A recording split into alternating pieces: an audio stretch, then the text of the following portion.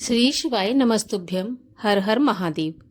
सावन का महीना आरंभ हो चुका है। आज है 17 जुलाई और सावन के महीने का 7वां दिन है। आज हम सुनेंगे श्रावण मास महात्म्य के 7वें दिन की कथा। अभी तक अगर आपने चैनल को सब्सक्राइब नहीं किया है तो चैनल को सब्सक्राइब करके बेल आइकन पर क्लिक कर लीजिए, जिससे आने वाली हर वीडियो की नोटिफिकेशन आपको सबसे पहले प्राप्त हो जाए। और अगर आज की कथा अच्छी लगे तो लाइक करके शेयर कर दीजिए। साथ ही कमेंट में जय भोलेनाथ भी अवश्य लिखिए। तो चलिए अब हम शुरू करते हैं आज का वीडियो, जिसमें आप सुनेंगे सावन मास के महात्म्य के 7वें अध्याय की कथा। भगवान सदाशिव ने श्री सनत कुमार से कहा, अब मैं मंगलवार के व्रत का महात्म्य सुनाऊंगा, सो ध्यान पूर्वक सुनो। इस व्रत के करने से वैधव्य का नाश होता है। विवाह के बाद 5 वर्ष तक इस व्रत को करना चाहिए। इस व्रत का नाम मंगला गौरी व्रत है। यह व्रत ताप का नाश करने वाला है। विवाह के पश्चात पहले मंगलवार के दिन इस व्रत को आरंभ करना चाहिए। पुष्प मंडप का निर्माण करके उसे कदली स्तंभों से शोभित करना चाहिए। उसे अनेक प्रकार के सुंदर वस्त्रों तथा फलों से सजाना चाहिए।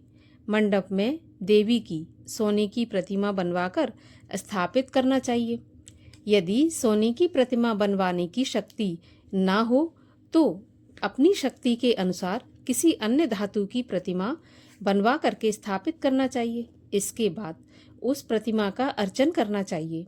इस मंगला गौरी की प्रतिमा का 16 उपचारों तथा 16 दूर्वा दलों से और 16 चिड़चिड़ा दलों से, 16 चावल तथा 16 चने की दाल के दानों से अर्चन करना चाहिए।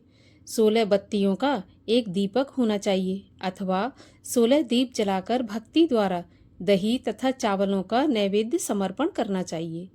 देवी की मूर्ति के पास सिल लोड़ा रखना चाहिए। इस तरह 5 वर्ष तक व्रत करना चाहिए। फिर उद्यापन करके माता को वायना देना चाहिए। अब वायना के संबंध में सुनो। मंगला गौरी की एक पल सोने की प्रतिमा बनवानी चाहिए या आधे पल या आधे से भी आधे पल की प्रतिमा बनवाना चाहिए। अपनी शक्ति के अनुसार सोने अथवा चांदी के घड़े को चावलों से भरना चाहिए। उस घड़े के ऊपर पहनने के कपड़े या चोली रखनी चाहिए। उसके ऊपर मंगला गौरी की प्रतिमा रखना चाहिए। देवी के पास, जैसा कि मैं ऊपर भी कहकर आया हूँ, सिल लोड़ा रखना चाहिए। ये सिल लोड़ा चांदी का होना चाहिए। इस प्रकार माता के लिए वायना देना चाहिए। हे सनत कुमार, इस प्रकार व्रत करने से 7 जन्म तक अटल सौभाग्य तथा पुत्र पौत्र एवं संपत्ति आदि सब अपने आप प्राप्त हो जाया करते हैं। सनत कुमार ने भगवान श्री सदाशिव से पूछा, प्रभु, इस व्रत को पहले किसने किया था और उसके करने से किस फल की प्राप्ति हुई थी? कृपा करके आप मुझे इस व्रत के संबंध में इस प्रकार बताएं, जिससे इस व्रत में मेरी श्रद्धा हो जाए। भगवान श्री सदाशिव ने कहा, हे सनत कुमार, प्राचीन काल में कुरु देश में श्रुत कीर्ति नामक एक राजा शास्त्र ज्ञाता, कीर्तिमान तथा शत्रु रहित था। वह 64 कलाओं का जानने वाला तथा धनुर्विद्या में निपुण था। उसके यहाँ संसार की किसी भी वस्तु की कोई कमी नहीं थी। कमी थी तो केवल एक संतान की। उसने संतान के लिए देवी की आराधना भी की। एक दिन देवी ने उसकी आराधना से प्रसन्न होकर उसे साक्षात दर्शन दिए और कहा, हे श्रुतकीर्ति, अब वरदान मांगो। राजा श्रुतकीर्ति ने कहा, माँ, यदि आप मुझ पर प्रसन्न हो तो मुझे एक पुत्र दें। आपकी कृपा से मेरे यहाँ धन धान्य आदि किसी भी चीज की कोई कमी नहीं है। बस एक पुत्र सुख को छोड़कर मेरे यहाँ सब प्रकार का आनंद है। राजा के ऐसे वचन सुनकर देवी मुस्कुराई। उसने कहा, राजन, तुमने एक दुर्लभ वस्तु की याचना की है, फिर भी तुमको पुत्र अवश्य दूंगी। लेकिन तुम मेरी बात को ध्यान देकर सुनो। तुम्हारे यहाँ जो पुत्र होगा वह अत्यंत गुणवान तो होगा, किंतु वह 16 वर्ष से अधिक नहीं जिएगा।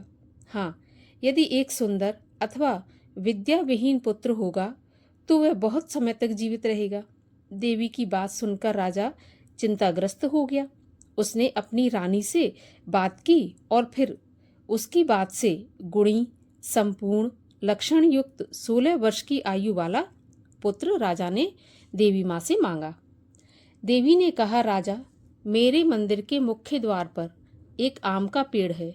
मेरी आज्ञा है कि तुम उस पेड़ से एक आम तोड़कर अपनी रानी को खाने के लिए दे दो। उसको खाने से रानी को अवश्य गर्व रहेगा। राजा ने प्रसन्न होकर देवी के मंदिर के मुख्य द्वार पर जो आम का पेड़ था वहां से एक आम तोड़कर अपनी पत्नी को खाने के लिए दे दिया। रानी ने देवी के आदेश के अनुसार फल खाया और 10 मास के पश्चात उसके यहाँ देवपुत्र के समान पुत्र पैदा हुआ। हर्ष शोक से संपन्न राजा ने राजकुमार का जात कर्म आदि संस्कार करवाया और भगवान सदाशिव का ध्यान धरकर उसका नाम चिरायु रखा। लड़का अपने माता पिता की देखरेख में चांद की तरह बढ़ने लगा। दिन बीतते चले गए और उसका 16वां वर्ष आरंभ हो गया। राजा रानी दोनों को चिंता सताने लगी। राजा ने सोचा, मैंने यह पुत्र बड़े कष्ट से प्राप्त किया है। अपनी आंखों से मैं इसकी मृत्यु कैसे देख सकूंगा। यह विचार करके उसने राजकुमार को उसके मामा के साथ काशी भेज दिया। जाने के समय रानी ने अपने भाई से कहा, तुम कार्पटिक वेश धारण करके राजकुमार को काशी ले जाओ। मैंने इसके जन्म से पूर्व भगवान श्री सदाशिव से प्रार्थना की थी कि हे प्रभु, पुत्र प्राप्ति पर मैं उसे जगतपति की यात्रा के लिए भेजूंगी। तुम इसको इसी समय काशी ले जाओ। इसकी देह प्राण की रक्षा करना। रानी का भाई अपनी बहन की बात सुनकर भांजे को साथ लेकर काशी चला गया। कई दिन की यात्रा के पश्चात वह आनंद नगर पहुंचा। वहां पर वीरसेन नामक राजा राज्य करता था, जो कि शास्त्र ज्ञाता, कीर्तिमान तथा शत्रु रहित था। उस राजा की कन्या मंगला गौरी अपने रूप लावण्य के कारण चहुं ओर प्रसिद्ध थी। वह राजकुमारी आकाश के चांद की तुलना में धरती का चांद थी। जिस समय राजकुमार चिरायु तथा उसका मामा आनंद नगर में शहर से बाहर के शाही बगीचे में पहुंचे, उस समय राजकुमारी मंगला गौरी अपनी सखी सहेलियों के साथ खेल रही थी। राजकुमार चिरायु तथा उसका मामा खेलती हुई लड़कियों को देखने लगे। खेलती हुई लड़कियों में से एक ने क्रोध में भरकर राजकुमार को रंडा कहा। उस बालिका को क्रोधित और दुर्वचन कहते देखकर राजकुमारी ने उस बालिका से कहा, हे सखी, तुम ऐसे दुर्वचन क्यों कहती हो? मेरे संग अयोग्य वाणी बोलने वाली कोई भी स्त्री नहीं है। देखो, मंगला गौरी के प्रसाद एवं मंगला गौरी व्रत के प्रभाव से मेरे हाथ से जिसके माथे पर चावल गिर जाएं, उसके साथ मेरा विवाह हो जाने पर यदि वह थोड़ी आयु वाला है तो भी चिरायु हो जाएगा।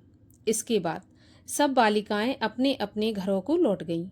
उस दिन राजकुमारी का विवाह बाल्हिक देश के दृढ़धर्मा राजा के पुत्र सुकेतु नाम वाले राजकुमार से होने वाला था, लेकिन सुकेतु मूर्ख, कुरूप तथा बहरा था। वर पक्ष वाले उसकी बजाय विवाह मंडप में अन्य अच्छा वर ले जाने की इच्छा प्रकट कर चुके थे। विवाह के पश्चात सुकेतु की बजाय प्रस्तुत वर को भगा दिया जाएगा और सुकेतु बाल्हिक देश को अपनी पत्नी लेकर लौट आएगा। ऐसा विचार करके वर पक्ष के कुछ आदमी चिरायु के पास जाकर उसके मामा से कहने लगे, यह बालक तुम हमें दे दो, इसके द्वारा हमारा कार्य सिद्ध होने वाला है। इस भूमि पर परोपकार जैसा अन्य कोई धर्म नहीं है। उन लोगों की बात सुनकर चिरायु का मामा प्रसन्न हो गया, क्योंकि वह बगीचे में मंगला गौरी की बात सुन चुका था। उसने वर पक्ष वालों से कहा, आप लोग इस लड़के को क्यों चाहते हैं? विवाह के लिए वस्त्र, गहने आदि तो मांगे जा सकते हैं, लेकिन कोई वर थोड़े ही मांगा जाता है। फिर भी मैं आपकी बात रखता हुआ लड़का आपको दे रहा हूँ। वर पक्षी जन राजकुमार चिरायु को विवाह मंडप में ले गए और विवाह कार्य सिद्ध हो गया। जब सप्तपदी आदि कार्य होने के बाद रात में राजकुमार मंगला गौरी के साथ सोया, तभी उसका 16वां वर्ष समाप्त हो रहा था।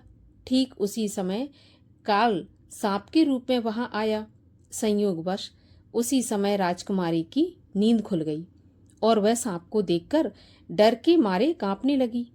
फिर उसने भय त्याग कर सांप की पूजा की, पीने के लिए उसे बहुत सा दूध दिया और प्रार्थना की। दीन वाणी से उसकी स्तुति की। मंगला गौरी ने कहा, मैं उत्तम व्रत करूंगी, मेरे पतिदेव जीवित हो जाएं और चिरंजीवी हों।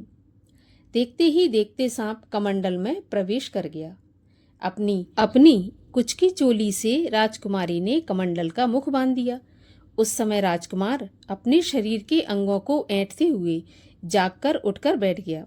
उसने राजकुमारी से कहा, मुझे बहुत भूख लगी है। राजकुमारी ने माता के समीप जाकर लड्डू आदि लाकर राजकुमार को खाने के लिए दे दिए। राजकुमार ने प्रसन्न होकर भोजन किया। हाथ धोते समय उसके हाथ से अंगूठी गिर गई। वह पान खाकर दोबारा सो गया। उसके सोने के बाद राजकुमारी कमंडल को बाहर फेंकने के लिए गई, लेकिन विधि के विधान से बाहर जाते समय चमकते हुए हार की दमक देखकर चकित रह गई। उसने उस घट में स्थित हार को अपने गले में पहन लिया। थोड़ी रात बाकी रहने पर चिरायु का मामा आकर उसे ले गया। चिरायु के जाने के बाद बर पक्षीजन सुकेतु को वहां पर ले आए। मंगला गौरी ने जब सुकेतु को देखा तो कहा, यह मेरा पति नहीं है। इस पर बर पक्षजनों ने राजकुमारी से कहा, देवी यह तुम क्या कह रही हो? यदि कोई पहचान हो तो कहो। तब मंगला गौरी ने कहा, रात को मेरे पति ने जो मुझे जड़ाऊ हार दिया है, उस हार के रत्नों की सुंदरता यह बताए। यह अन्य कोई नहीं है।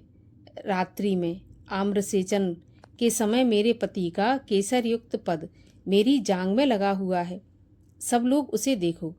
रात के समय मेरे और पति के बीच जो बातचीत हुई है और हमने क्या भोजन किया था, यह भी बताओ, तो यह मेरा पति होगा। मंगला गौरी की बात सुनकर बर पक्षीजनों ने कहा, ठीक है, लेकिन सुकेतु उपरोक्त प्रश्नों में से किसी एक का भी उत्तर नहीं दे सका।